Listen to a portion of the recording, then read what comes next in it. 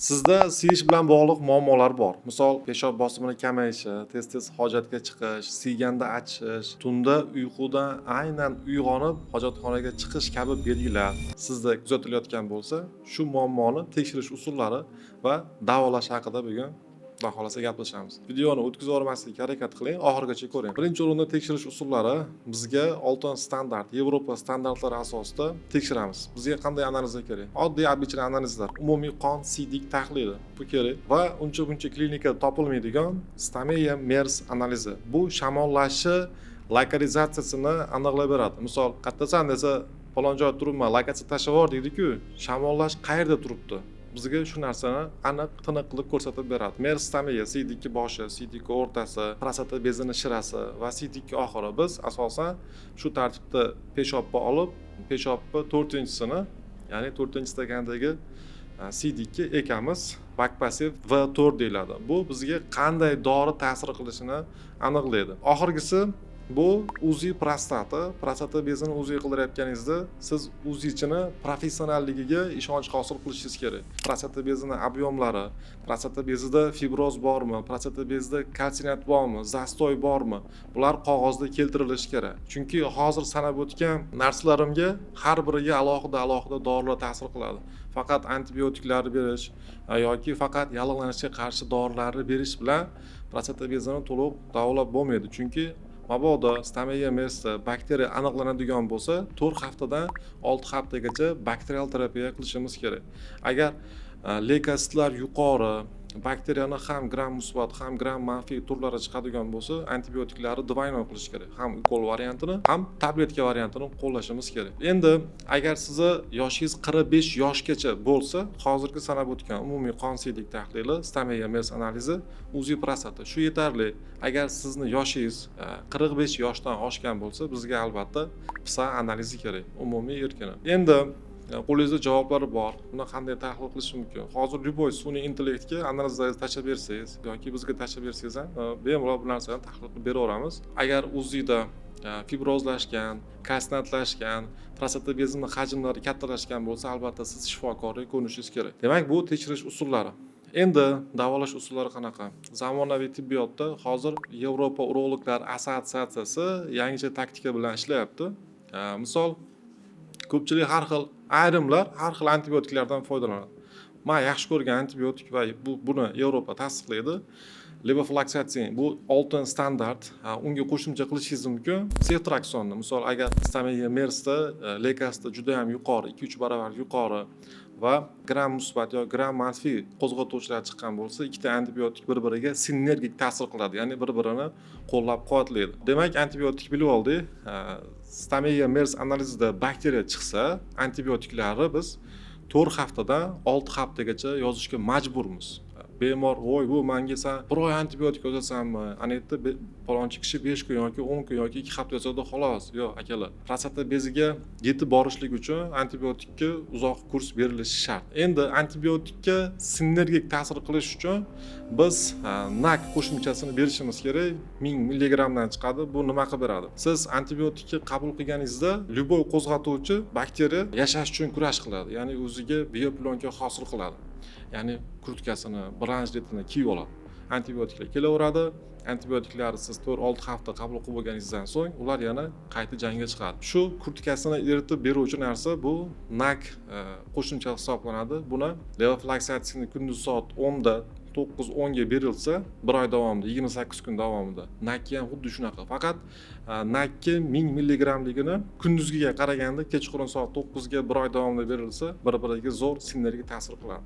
Endi hamma yaxshi ko'radigan yallig'lanishga qarshi eng zo'r svecha bu Meloxicam. Bu svechani 10 kundan 14 kungacha berilishligi shart. Undan so'ng yana bir ajoyib zo'r svecha bor. Ko'pchilik buni yaxshi ko'radi. Longidaza bor yoki distriptaza bor. Bularni prostata bezi fibrozlashgan bo'lsa, kalsinatlashgan bo'lsa, bir-biri bilan kombinatsiya qilib, misol longidazani 14 kun ketma-ket, 14 kundan keyin 7 kun ora qilib qo'ysa ham bo'ladi yoki kun ora 14 kun qilib qo'ysa ham bo'ladi. Bu o'sha hajmdan, fibrozlar, kalsinatlari, razmerlaridan kelib chiqib ma'lum bo'ladi. Endi eng asosiy peshob bosimini yaxshilovchi biz yaxshi ko'rgan preparatlarimiz endi xalq tushunishi uchun dorilar nomini, gruppasini emas, nomini keltirib ketyapman. Tamsurazning eng zo'r yechim peshob bosimlarini yaxshilaydi. Endi bunga sinergik ta'sir qilish uchun, ya'ni buni ishini osonlashtirib berish uchun biz Tadalafil, hozir ko'proq afil yozilyapti, eng побочный effekti kam yaxshi dori bir-biriga sinergik ta'sir qiladi. Ya'ni biri ikkinchisini ishini kuchaytirib beradi. Siyishlaringiz ravolashadi, ertalabki ereksiyalaringiz yaxshilanadi. Bularni ham antibiotiklarni qancha bersangiz, bularni ham xuddi shuncha davom ettirish kerak. Nima uchun bu dorilar haqida gapiryapman? Chunki hozir biz dimet tizimiga o'tdik. Asosiy dorilar ketdi. Endi prostata bezi ishib yotibdi. Ishiqlarni qaytarish uchun eng zo'r kapelnitsa, men yaxshi ko'raman buni. Ellizin. Ellizinni o'sha natriy xlor bilan, fiziologik eritma bilan maxsus kokteyl tayyorlab tomiridan 7 kun davomida qilinsa, bu ham prostata bezidagi otoklarni kamaytiradi, ishiqlarni kamaytiradi. Qon aylanishini yaxshilaydi periferiyada. Vitaminlar berishimiz mumkin. Misol uchun prostat support degan vitaminlar bor, lekin bular juda ham qimmat. Bularni berishga shoshilmaslik kerak. Bu Yevropa standartlariga 100% mos tushadi.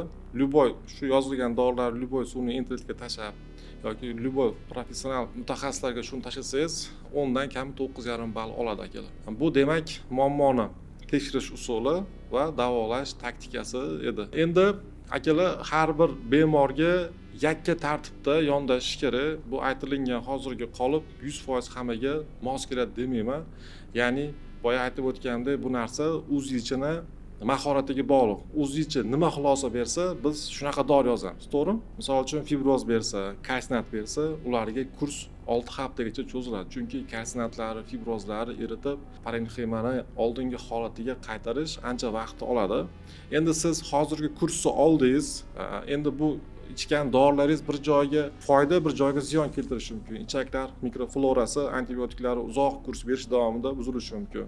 Jigar gepatosit hujayralariga shuncha berilgan dorilar jiddiy ta'sir qilishi mumkin. Shuning uchun kurs tugagandan so'ng gepatoprotektorlar, ya'ni jigarlari gepatosit hujayralarini kuchaytirish uchun, misol rossiyskiy zo'r qadimgi dori bor, Lif 52. Ikkitadan 3 mahal yoki 2 mahal 15 kun davomida qabul qilib qo'ysangiz, shuncha olgan dorilaringizni jigarga qilgan nojo'ya ta'sirlarni kamaytiradi. Misol uchun antibiotiklarni uzoq kurs qabul qildingiz, zamburug'ga qarshi dorilar, misol uchun flukonazolni 50ligi, 100ligi, 150ligi bor. Biz ko'proq 100-150 yozamiz. Har 3 kunda bittadan 2 marta ichib qo'ysangiz bo'ldi. Ichaklar mikroflorasini tiklash uchun kursdan so'ng Lacto-G bittadan 3 mahal 7 kun ichilsa, yuqorida birinchi bosqich qilib o'tilgan dorilarni nojo'ya ta'sirlarini ancha kamaytiradi. Bu kursdan so'ng prostata bezini oziqlantiruvchi vitaminlarni bersa yarashadi. Men har xil internetda reklamada dorilarni ko'rib qolyapman. Ammo dorini ichsangiz, siyishdagi achishlar yo'q qoladi. Ammo dorini ichsangiz, naporlaringiz zo'riqib tashlaydi. Tez-tez siyishlaringiz yo'qolib qoladi. Yo'q, akalar. Misol, tez-tez siyishga solifenatsin qo'shiladi hozirgi lichenagada. Bitta asab tinchlantiruvchi, nevrogen bo'lishi ham mumkin, to'g'rimi? Asab tinchlantirish uchun prosulpin berishimiz mumkin, grandaksin berishimiz mumkin. Ko'ryapsizlarmi? Kasallikning turiga, bemor shikoyatiga qarab turib dorilar kombinatsiya bo'laveradi. Ya'ni hozirgi sanab o'tgan dorilarim siz to'g'ridan-to'g'ri foydalanib bormay, iloji boricha shifokor bilan maslahatlashib, chunki hozirgi aytgan ikkita antibiotikni, misol ceftriakson bilan levofloxacin sizga to'g'ridan-to'g'ri ta'sir qiladi deb ayta olmayman.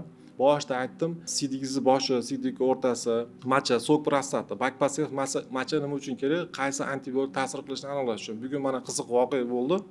Bemorga ceftriakson ham chiqmagan, levofloxacin ham chiqmagan. Ikkita eng snayper biz antibiotiklarimiz bu yoqda prostata bezi ishib yotibdi. Biz shu ikkita antibiotik yozishimiz kerak, yo unisini, yo bunisini. Bemorda ikkita doriga ham sezgirlik yo'q.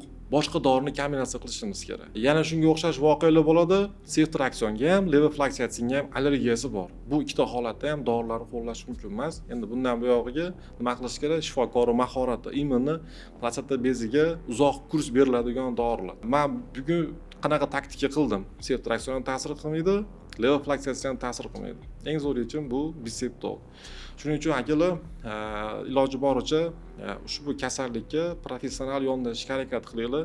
Agarda sizni yoshingiz 45 yoshgacha bo'lsa, analizlaringizga o'rtacha 600 ming so'm ketadi, boyaga aytib o'tgan analizlarim. Endi siz yoshingiz 45 yoshdan oshgan bo'lsa, analizlaringizga 800 ming so'm atrofida pul ketib qoladi. Shifokor qabulini bilasizlar qanaqaligini. Men yashirmayman. O'g'il bolaga bizda mana 4 yildan beri narx shifokor qabuli 200 ming so'm. yuqoridagi ma'lumotlarni eshitib, yuragingizda ozgina jiz etish paydo bo'lgan bo'lsa, konsultatsiyaga kelinglar. Siz bilan professional yondashib, xalqaro standartlar asosida kompaniya firma dorilarni ishlatmasdan cho'tkilikchani qilib beramiz. Dorilaringizni xohlagan joyingizda olishingiz mumkin. Mani yo'qotib qo'ymaslik uchun sahifamga obuna bo'ling. Bundan keyingi mavzu juda ham qiziq bo'ladi.